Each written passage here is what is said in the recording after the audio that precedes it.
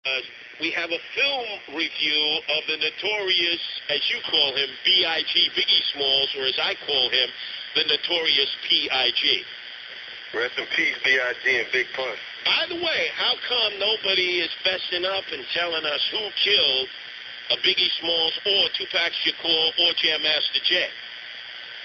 I don't know who. Hey, man. I'm not speaking on that. Yeah, well, let me tell you why, Qualify, because the code of the streets is like the code of omerta in organized crime. Snitches get stitches and end up in ditches, right? That's right. See? But not Curtis Lewa. Curtis flexes. And I'm not talking like 50 Cent Curtis.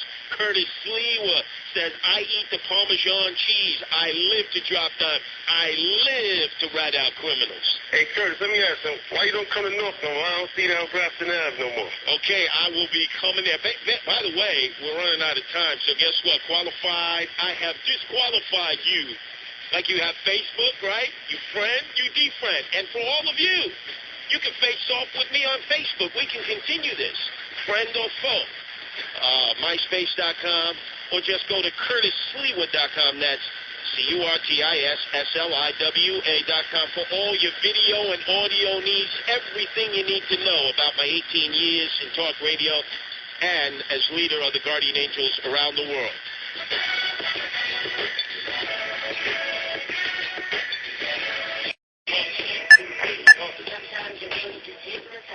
22 minutes after the hour, and these words have hypnotized a young, degenerate hip-hop, rap-crap generation.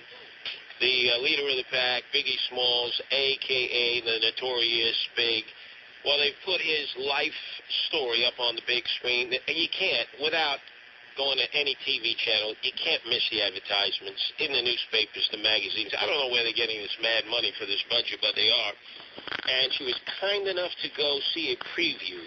Debbie Schlussel of DebbieDoesPolitics.com. That's DebbieDoesPolitics.com. You saw the flick how long ago, Deb? Last week. Okay, so as our initial film reviewer, we're baptizing you as, we'll call you our subcultural film reviewer. What did you make of this big screen extravaganza? You know, it's a lot of glorification of what is essentially a thug and a drug dealer and somebody that's no good. And people in this screening that I was at, and it was a critics and media screening, were crying at the end of this movie as if this was some great person that was assassinated. And it truly wasn't. I think the world really isn't worse off without this guy. And by the way, the movie glosses over what a thug this guy was. Biggie Smalls, Christopher Wallace, beat people up. He robbed them. He did this to concert promoters that helped him earn money and helped get him off the streets, where he could sing songs like Me and My B-Word and N-Words Bleed, and the 10 Crack Commandments. I mean, this guy is scum. His music was scum. The stuff that they showed in this movie, at least they showed some of his upbringing and his behavior, where he started as a drug dealer and a crack dealer at age 13, where other people wouldn't sell drugs to pregnant women, and he said that he had a business to run, so he sold them drugs. It showed all of these women he was sleeping around with and fathering kids with, his relationship with the equally sleazy Lil Kim, who is still with us. And I just really was disappointed that a movie like this showed this guy as a sympathetic character when, in fact, he wasn't sympathetic at all. When I walked out of this movie, I thought to myself, well, I guess if they can make a movie glorifying what might be the white version of him in Larry Flint as some kind of American hero, then I guess they can glorify him too. But I found it disgusting. Well, the problem here, Debbie, is the impact it will have on young people. For instance, a lot of our listeners, they're not in tune with this hip-hop, rap-crap subculture, so they have no idea. But they've seen the commercials because they're running endlessly on TV for this movie that comes out this weekend. When you said the 10 Crack Commandments, I re-listened to it because I remember when it first came out. Like every second word is a curse word. So if the kid is listening to on their iPods or their headphones, all they're rapid firing out of these curse words.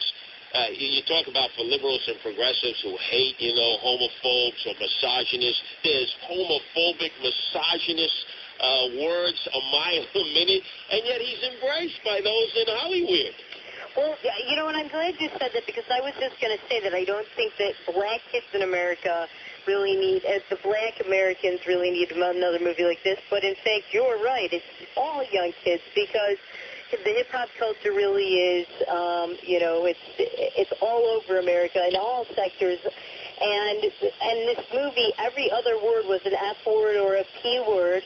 And, in fact, they show some of his raps, and I don't think he was talented at all. Every other word is exactly what you said. It's all curse words, and it's just disgusting. It's not entertaining. This is not a movie for kids at all. It's a vile movie. I really think it should have gotten, frankly, an NC-17 rating. Well, give you an example. You remember the movie 8 Mile about Eminem. Right. Didn't like the movie, don't like Eminem, but it was a well-done movie. It wasn't every 5 seconds a curse word, this, that. There was a story you could sort of follow. Whether you could relate to it or not is another thing. But this, vile, despicable. And then they talk about the group that he formed called Junior Mafia, and they don't necessarily explain it, but he claimed that Junior Mafia meant the acronym Junior Masters at Finding Intelligent Attitudes. Right.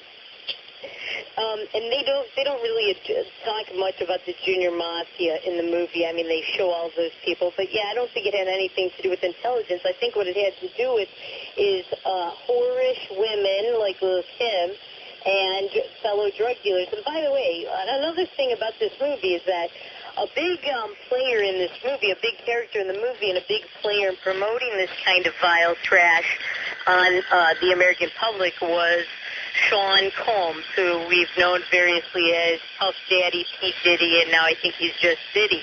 And Sean Combs was in charge of, or was the guy that basically developed Biggie and made him into a big star.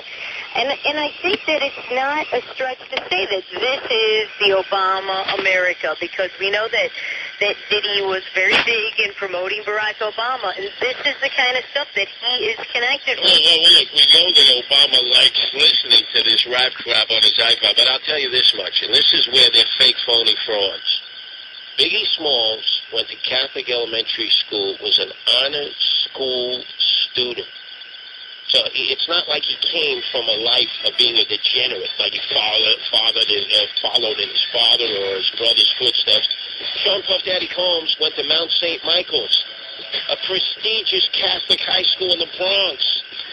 Oh, yeah, his father was no good. He was a drug slinger. But the point is, I'm tired of looking at those advertisements, I.B. King or something like that, or with that toilet water, that Chanel No. 5.